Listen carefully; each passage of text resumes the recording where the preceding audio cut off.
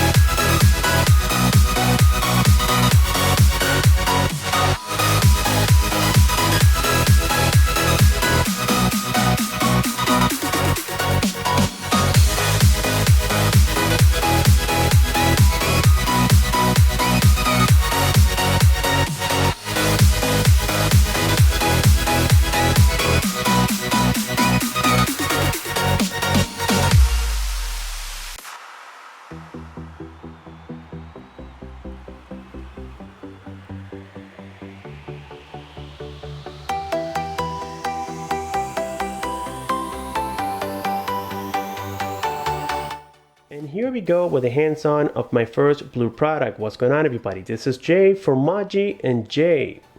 The other day I was a little bit bored. It was a rainy day in Florida. I decided to go on Amazon.com and I went searching for LTE devices that are supported here in the USA, and I came across the Blu Vivo Air LTE. The device is like no other. This is going to be the thinnest LTE device in the world, measuring only 5.1 millimeters thick, guys. This is absolutely crazy. I know I already gave you the preview on the unboxing side that I just completed, but here we're going to talk a little bit more about the design of this product.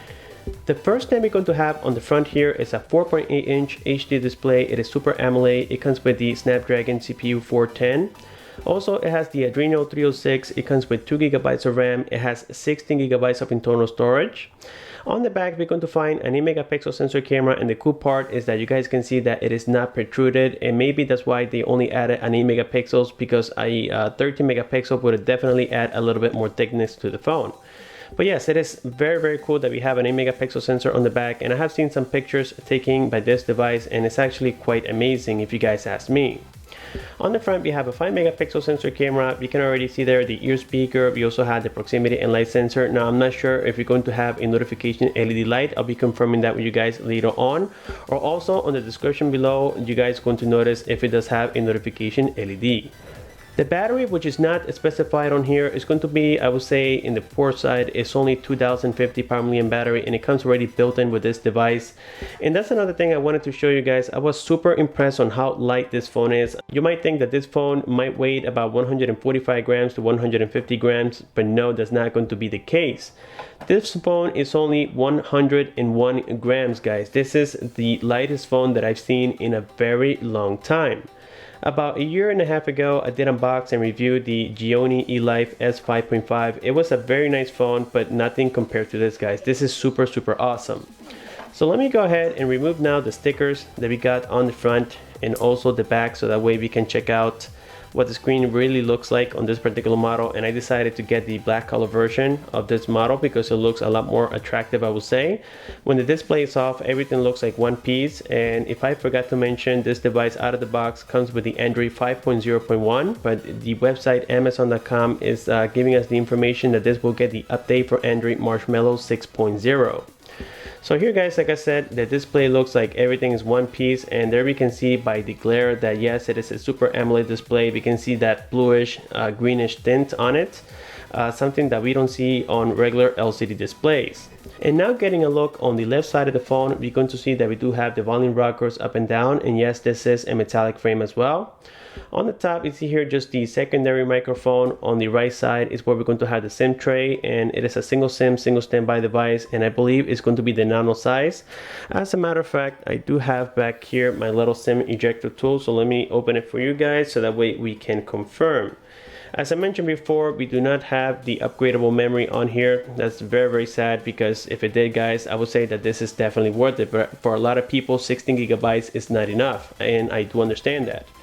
So here we have the Nano Sim Tray, as you guys can tell right there. Let me just focus it a little bit better. So that's very cool. It looks very similar to the iPhone trays and also Samsung trays. So let me just install this back on here. We do have the power key, and then on the bottom you're going to find there the charging port. You also got the main microphone together with the 3.5mm headphone jack. The headphone jack, you can see that it is almost covering the entire frame of the phone, so that gives you the perception that yes, guys, this phone is extremely thin. Getting towards the back side of the phone, let me just go ahead and remove this paper because it does contain the IMEI information, and I really want to keep this phone, guys, for quite a long time, so I just want to keep it private there. So here we have the back glass, and yes, if you guys are wondering, it does have the Corning Gorilla Glass number 3, as you just saw from the box, and it's going to be for the back and also the front side. We do see there the 8 megapixel sensor camera. We also have the flash. We see there the blue logo, and then we got the 4G LTE logo towards the bottom side of the phone. Now, if I'm not mistaken, that is going to be the tiny little loudspeaker. I will have to really test it and see how loud it's going to be on the review video. With that being said, guys, the back glass here is not removable, unfortunately, so the battery is going to be just the 2050 power milliamp that we have on there, and we cannot replace it with a different battery, unfortunately.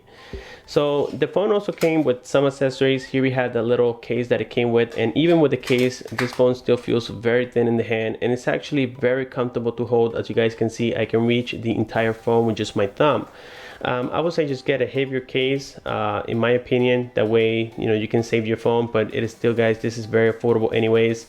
At least for my budget, $200 is not a lot for a device that supports 4G LTE in the USA. It comes with 2 gigabytes of RAM and much more. So now let me go ahead and jump into the operating system portion of this device. Let me go ahead and power it on and see what we got here. There we can see that it says Blue, both like us.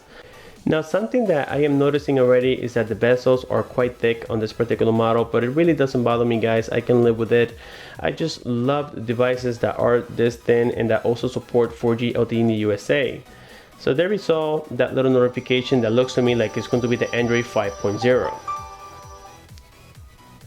Okay, it says there, please enter your SIM card. Let me go ahead and do all the setup for you guys really quickly here. And now with the setup completed, here we're going to see everything that comes already pre-installed with this device. We do have all Google applications. As you can notice, we have the Play Store, YouTube. It comes with photos. The photos is going to be for Google as well. As a matter of fact, here we have everything that came installed with the device from Google. Of course, we have the Google Maps, and everything is set to go, guys. This is a very cool product.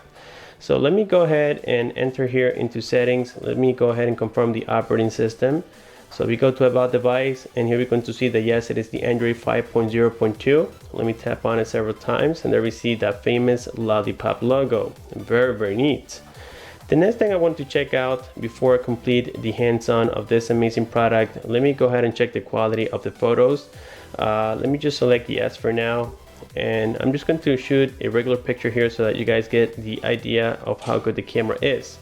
Remember guys that it is only an 8 megapixel sensor camera, so it's not going to be, you know, super great on pictures like the Samsung Galaxy S6 or other great products out there. But so far I can tell from this picture that it does have great focus. As you guys can see right here, it's quite amazing. Wow, this is great guys. I am loving this device already. Let me go ahead and connect here briefly to my Wi-Fi and check and see if we have any updates for this device.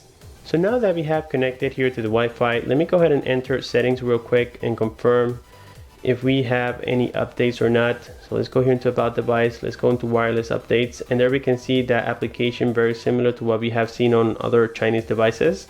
According to this company, this device is made by Blu in Miami, Florida, but I highly doubt it guys. I think it's just a rebranded device made by the Chinese if you guys ask me. But anyways, we don't have any updates right now. Let me just go ahead and check that here real quick, and no, the device is currently up to date. With that being said guys, this has completed the hands-on of the Blu Vivo Air LTE. If you guys do have any questions, you know exactly what to do. Leave a comment below. Don't forget to like the video, subscribe for more. Thanks for watching, and I'll see you on my next one.